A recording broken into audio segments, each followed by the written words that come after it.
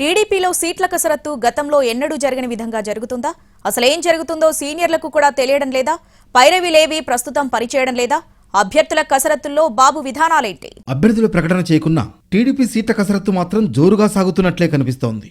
వైసీపీలో ఏ స్థాయిలో అభ్యర్థుల్లో మార్పులు చేర్పులు జరిగాయో టీడీపీలో కూడా కొంచెం అటు ఇటుగా అదే స్థాయిలో కసరత్తు జరుగుతున్నట్లు సమాచారం. మొత్తంగా 175 స్థానాలకు గాను జనసేనకు ఇచ్చే 25-30 స్థానాలు కాకుండా మిగిలిన స్థానాల్లో సుమారు 35-40 స్థానాల్లో వేరే అభ్యర్థులకు సీట్లిచ్చే అవకాశాలు కనిపిస్తున్నాయి. మరోవైపు ప్రస్తుతం సిట్టింగ్ ఇన్ఛార్జీల పనితీరును మరోసారి సమీక్షిస్తున్నారు చంద్రబాబు. దీంతో టీడీపీలో ఎవరి టికెట్ ఉంటుంది, ఎవరి టికెట్ ఊడుతుందనే అంశంపై పార్టీ నేతలకు, ఆశావహులకు పూర్తి స్థాయిలో క్లారిటీ రావడం లేదు. గతంలో పార్టీలో జరిగే సీట్ల కసరత్తుపై చంద్రబాబుతో పాటు కనీసం 3-4 సీనియర్ నేతలకు క్లారిటీ ఉండేది. కానీ ఇప్పుడు కసరత్తు వ్యవహారం అంతా సింగిల్ హ్యాండ్ మీదే నడుస్తున్నట్లు సమాచారం. మొత్తానికి సీట్ల కసరత్తుకు సంబంధించి ఏం జరుగుతుందోననే అంశం ఎవ్వరికీ తెలియడం లేదు.